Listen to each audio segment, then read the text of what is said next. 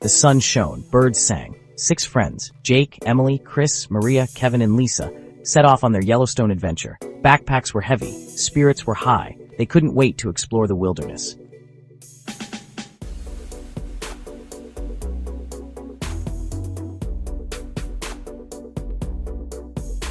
Chris pulled out a map to navigate the crew to Yellowstone Trail.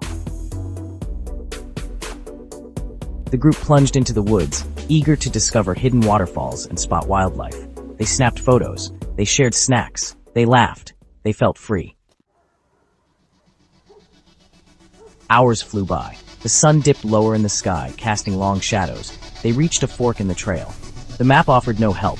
They were off their trail, lost. Jake consulted the compass app on his phone. Unfortunately, they could not get a signal. The light began to fade quickly. The forest grew darker, more menacing. The once playful mood shifted. Fear crept in. The trail ahead was unfamiliar. A twig snapped. Leaves rustled. An owl hooted, its call echoing through the trees. Footsteps are heard getting closer. "What is that?" "Probably just an animal," said Chris, trying to sound brave, but his voice wavered. The hairs on the back of his neck stood on end. The noises grew louder, closer. Heavy footsteps, branches cracking. Something was out there, watching them. Panic set in. They decided to stick together, moving cautiously through the undergrowth. Suddenly, Kevin realized his backpack was gone.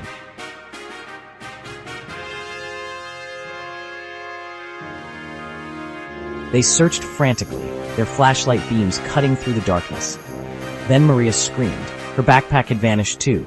Something was toying with them. A deafening roar split the night. 2 glowing eyes pierced the darkness. A hulking figure emerged from the trees. Bigfoot, 8 feet tall, covered in dark hair, its muscles rippled beneath its thick hide. Its stench was unbearable, a mix of rotting flesh and damp earth. It roared again, a sound that shook the ground beneath their feet. Terror gripped their hearts. "Run!" Jake screamed. They scattered, adrenaline pumping through their veins. They dodged trees, their breath ragged. The creature moved with surprising speed, its heavy footsteps pounding behind them. Chris tripped, falling to the ground. Before he could get up, a massive hand closed around his waist, lifting him into the air. His terrified scream was cut short.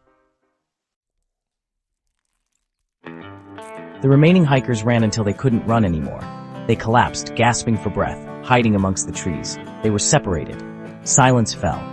Emily and Jake huddled together, their bodies shaking uncontrollably. Wondering where were the others? Were they still alive? They didn't dare to speak. Hours later, just as dawn began to break, Emily and Jake stumbled out of the woods. They were battered, bruised, and utterly terrified. They found their way to the ranger station, their story tumbling out in a torrent of tears and broken words. The rangers listened with skepticism, but the fear in their eyes, the raw terror etched on their faces, spoke volumes. They were the lucky ones. Search parties were sent out, but Chris, Maria, Kevin, and Lisa were never found. The official report blamed their disappearance on a rogue bear attack. But Emily and Jake knew the truth. They carried the scars, both physical and emotional, of that night for the rest of their lives. The memory of that terrifying encounter, the chilling roar of Bigfoot, haunted their dreams. They knew that some secrets are best left buried deep in the wilderness. It started with a single missed call from my best friend. The problem was, she had been dead for a week. At first I thought it was a glitch. Maybe someone else had her number now. Maybe her phone company had reassigned it. But the more I stared at her name on the screen, the more I felt a sickening sense of dread clawing at my chest. Then, the voicemail came in.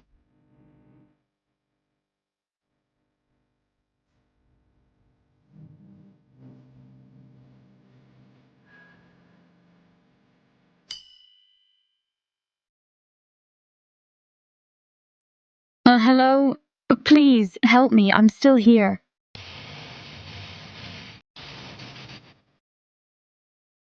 Her voice, weak, broken, terrified, but Sarah was gone, buried. I'd seen the coffin lower into the ground.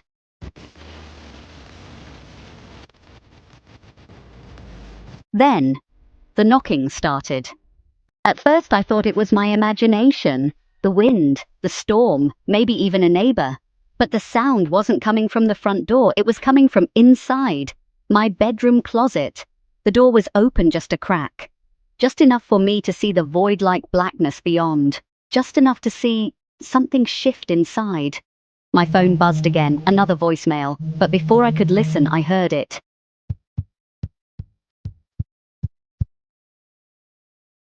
I wasn't alone anymore. Something was here with me, and it was getting closer.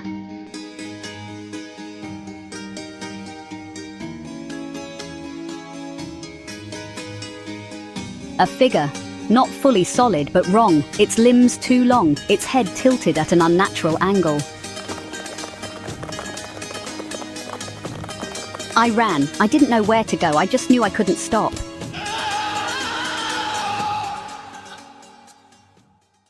I didn't want to, I couldn't, but something forced me to. Turn around.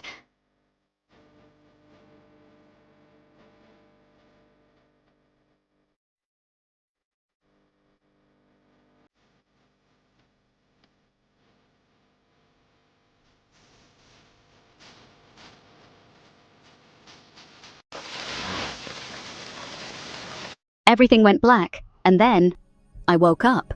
I was inside it. I told you not to listen.